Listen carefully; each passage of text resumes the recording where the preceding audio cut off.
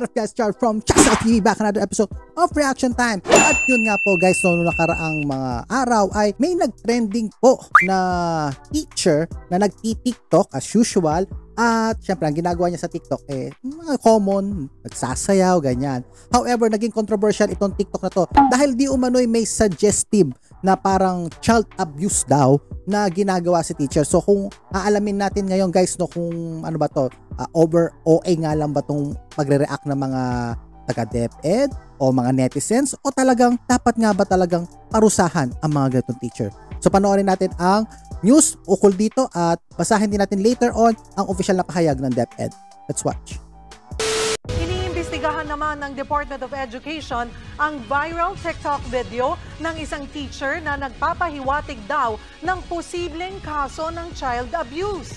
Sa video, makikita ang lalaking guro na nagtuturo ng kung ano ang kanyang gagawin kapag dumaan ang cute na estudyante. To be fair kay teacher, malambot siya. Yan ang masasabi ko. Medyo masabi nating ano ba to? Parang potential na magaling sumayaw itong teacher na to. Kung sa sayaw lang titingnan, no? Pero tingnan natin yung caption na nakasulat. Ayan. Pag dumaan yung cute na student mo,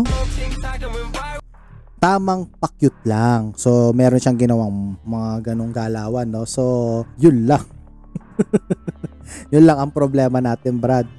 Actually, okay lang yun Kung akong tatanungin, okay lang yung pagsasayaw, lalo na kung sayaw-sayaw lang naman. Tapos, kaso palpak lang talaga yung yung caption mo. Another thing din na napansin ko dito, mga public school teachers or ibang mga teachers, no? Kasi ako, as working as a former employee sa school, ay alam kong bawal mag-video, lalo na kung TikTok na bawal mag-post ng mga ganito sa working hours or sa office hours ng iyong trabaho. Lalo na kung yan, teacher, naka-uniform, full uniform pa.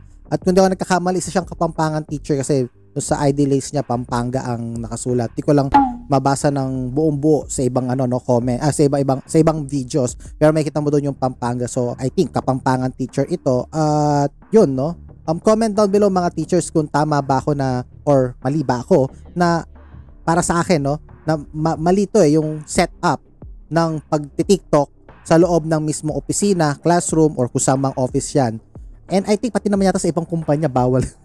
Di ba bawal yung mga ganyan mag-TikTok ka sa oras ng trabaho mo? Di ba? Parang mali. Di parang mali talagang. Depende siguro na lang sa working environment. Pero again, be mindful. Hindi masamang mag-TikTok pero gawin yon sa tamang paraan at sa tamang oras. Let's continue. Anong kanta yan? Hindi yan nagustuhan ng DepEd dahil potensyal na kaso raw ito ng child abuse. At saka bakit kailangan mo magpa-cute sa estudyante? Isa rin yan sa tanong ko Siguro maintindihan ko pa kung sinabi niya tamang pa-cute sa co-teacher, mga gano'n. Natural lang naman, ako para sa akin, natural lang naman na konting crush or what. Kasi it's a human instinct naman talaga Pero estudyante pa talaga. Oh man. Pinaiimbestigahan na ni Education Secretary Leonor Briones ang hindi muna pinangalan ng teacher.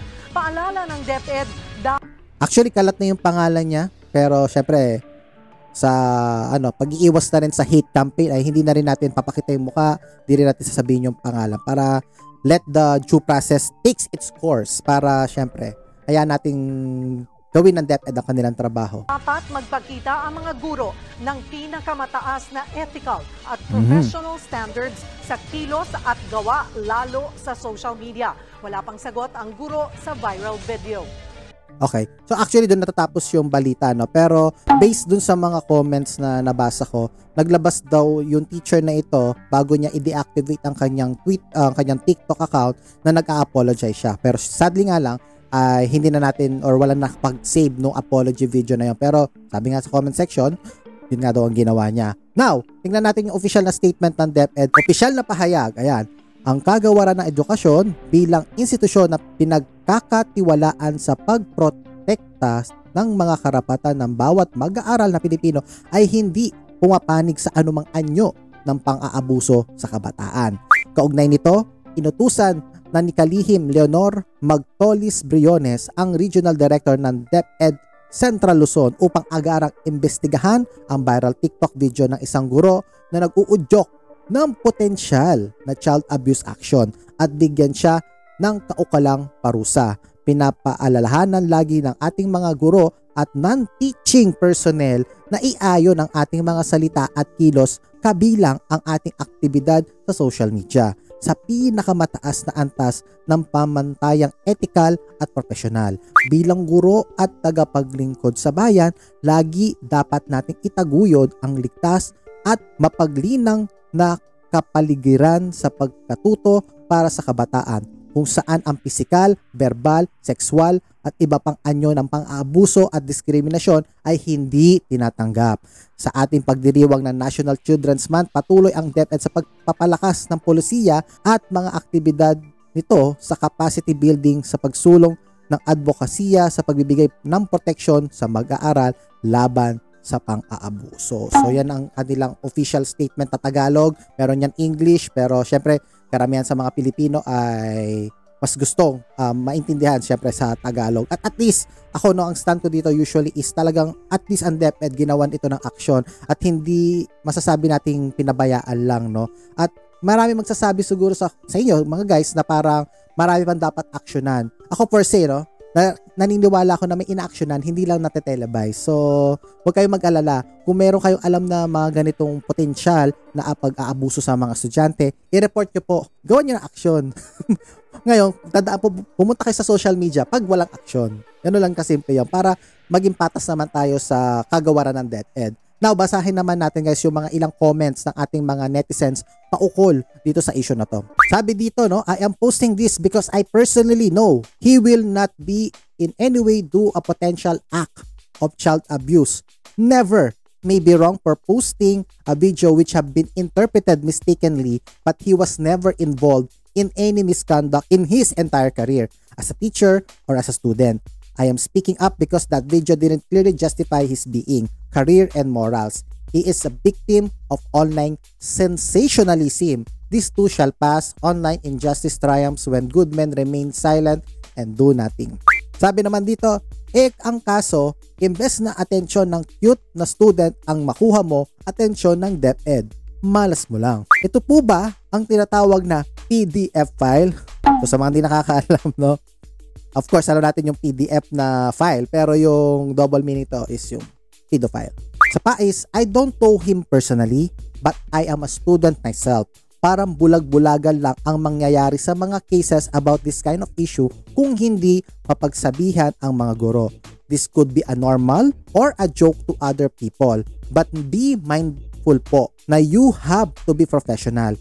Hindi nga po yan dapat maging normal. He will not be in any way do a potential act of child abuse. Never. Yes po, he did. That was a potential act of sexual predator or might lead to an act of grooming. Okay lang po sana kung video lang at hindi nasama ang caption. But nope, I do believe that Sir Blank is a good professor, teacher, and the video didn't justify his being, but he posted it without minding his thoughts and words that he placed sa video. It is an open platform and everyone, including children and students that are mostly minors, are able to watch his videos. It is uncomfortable po. And lastly, I don't see any wrong with this video. How this be violent? Did he say anything that abuses words? On those who reacted, they think they are so perfect. What is the wrong na magpakyut lang? Bakit nilapitan, hinubaran ba, inaya ba, makipagtalik, hinupuan ba, pinintuhan ba, kinindatan ba, tinakbayan ba? Yung mga nag-react talaga OA, feeling clean lang. Asan ang child abuse dyan? May ginamit ba bata sa video? May binanggit bang pangalan sa video? Hi, makapanira lang talaga or makapag-react lang. Sana wag niya naman husgahan ang tao base sa ginawa niya lang sa video. Gusto niya lang magpasaya at na-misinterpret ng iba tao yung ginawa niya. So ayun, no? So may mga netizens tayo na salungat, na kontra, at yung iba pa nga pinapatanggalan ng lisensya, pero naman na OA lang daw, tila masasabi nating hindi naman daw harmful. But then again, no, kung akong tatanungin, kung nasa US tayo, lalo na doon, napaka-grabe yung child protection nila, no, it's a red flag. The mere fact, yung thought pa rin, yung pag-iisip pa lang, tapos nailagay yun sa caption, dangerous na po yun. Siguro, kung tatanungin, hindi naman siguro tama na tanggalan ng lisensya yung teacher. Hayaan natin yung proseso ng DepEd kung anong gagawin nila, kung isususpende ba nila or tatanggalan ng lisensya. Bahala na yung DepEd doon. Pero agree naman din ako na hindi naman porket may ginawa tong video, kundinahin natin agad. Hayaan nating mag-mature siya, matutunan niya yung pagkakamali niya dito as a teacher. And I do believe na bigyan natin siguro ng mga second chances yung mga nagkakamali. Kung may mga ganitong thoughts na naisip ng isang tao, dapat siguro instead na kundinahin, dapat turuan natin na mapigilan ang mga ganitong kaisipan, sabihin nating mga intervention para matulungan natin yung mga teachers natin. Just imagine, kung lahat na lang ng tao na nagkakamali tatanggalan mo ng lisensya, kamusta naman tayo nun? So again, no guys, comment down below. Sabihin nyo rin ang inyong mga komento o call sa teacher na to. So that's it for our episode guys. Ingatan nawa po kayo ng Diyos sa inyong mga paggawa and God bless sa inyong lahat. Bye-bye.